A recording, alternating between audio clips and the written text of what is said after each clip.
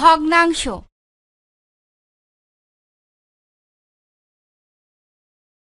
আমরা কিভাবে ভগ্নাংশ প্রকাশ করতে পারি?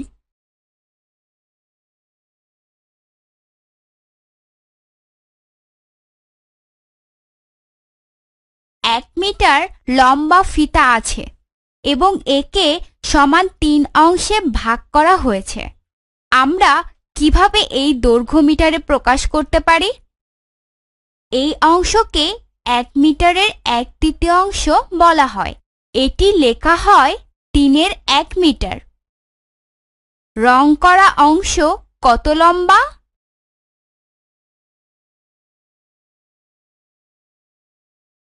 4-এর 1 অংশ রং করি। সঠিক হয়েছে। 5-এর 1 অংশ রং করি। সঠিক হয়েছে।